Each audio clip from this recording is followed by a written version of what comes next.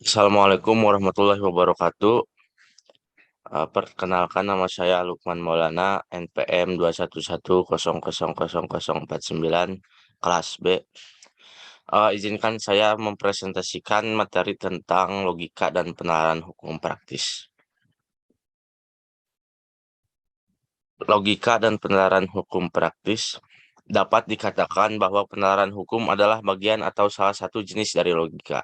Artinya, penalaran hukum memiliki kehusuan jika dibandingkan dengan logika umum. Namun demikian, di dalam penalaran hukum pasti menggunakan alur logika. Oleh karena itu, untuk memahami dan memiliki keterampilan bernalar secara hukum pasti dibutuhkan kemampuan berlogika. Logika secara sederhana dapat dimaknai sebagai aturan berpikir. Berpikir adalah kerja akal di mana semua manusia memilikinya. Proses berpikir tidak senantiasa menghasilkan kesimpulan yang benar, sering juga berujung pada kekeliruan. Jika suatu diperoleh dari cara berpikir yang tidak sahih, maka kesimpulannya pun tidak sahih. Akhirnya pengetahuan yang dihasilkan pun tidak sahih. Macam-macam logika. Yang pertama adalah logika ilmiah.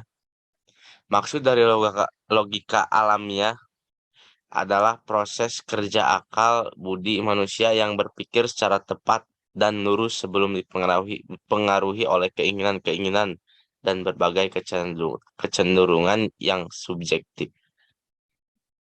Jenis logika ini dimiliki manusia sejak dan dapat dipelajari dengan proses belajar dan penerapan dalam kehidupan nyata. Yang kedua ada logika ilmiah. Maksud dari logika ilmiah adalah kinerja nalar manusia yang mempertajam pikiran dan akal budi manusia. Dengan adanya logika ilmiah, ini maka akal budi manusia dapat bekerja dengan lebih tepat, teliti, mudah, dan aman, sehingga terhindar dari kesesatan berpikir atau setidaknya mengurangi kemungkinannya. Selanjutnya, dasar-dasar logika. Yang pertama, penalaran deduktif.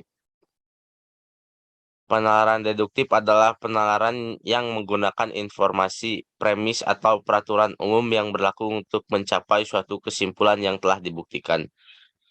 Dalam hal ini, penalaran deduktif membangun atau mengevaluasi suatu argumen deduktif yang dinyatakan valid jika kesimpulannya berupa konsekuensi logis dari premis-premisnya. Contoh argumen deduktif, semua makhluk hidup pasti akan mati. Manusia adalah makhluk hidup. Semua makhluk hidup pasti akan mati. Yang kedua, penalaran induktif.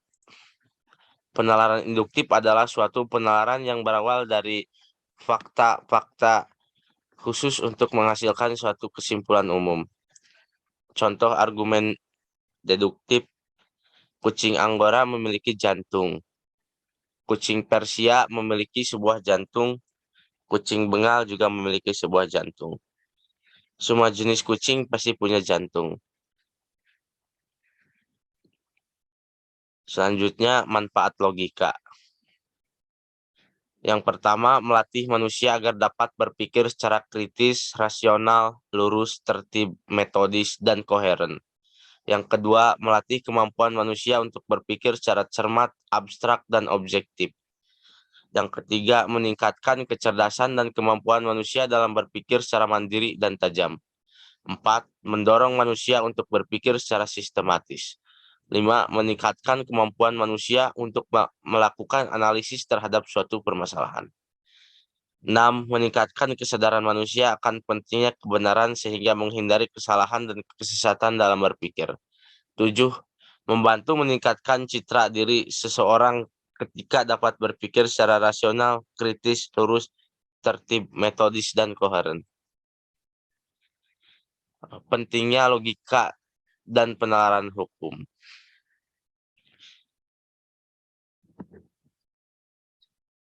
Logika adalah suatu penalaran yang dilakukan atau dinilai sesuai dengan prinsip-prinsip validitas yang ketat. Logika adalah suatu cabang filsafat yang mempelajari tentang kecakapan berpikir secara teratur, lurus, dan tepat. Itulah mengapa jika disederhanakan logika dapat dipahami sebagai berpikir secara logis.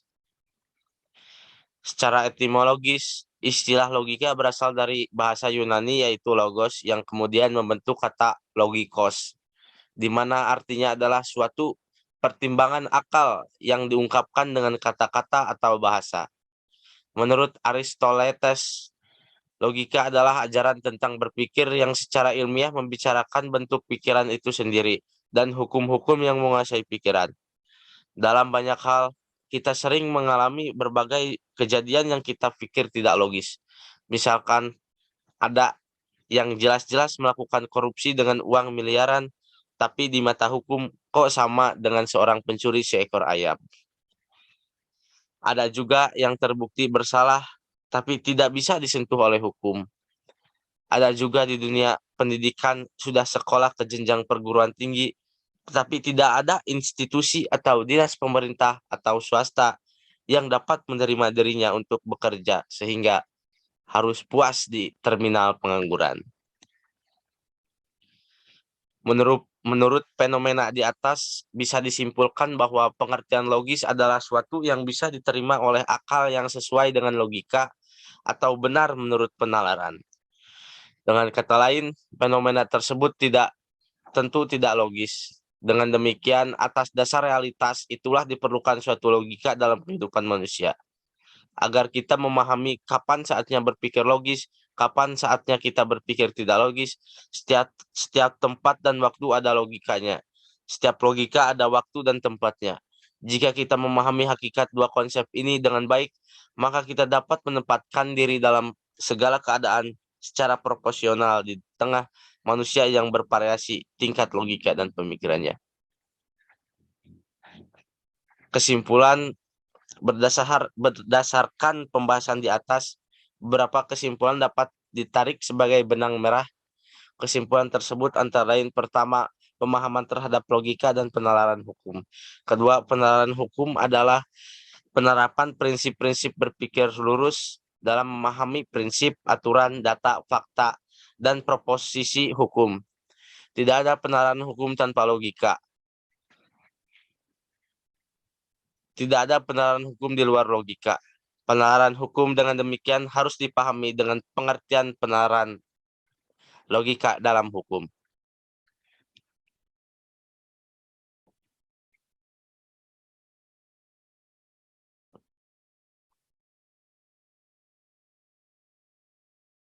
Sekian dari saya. Wassalamualaikum warahmatullahi wabarakatuh.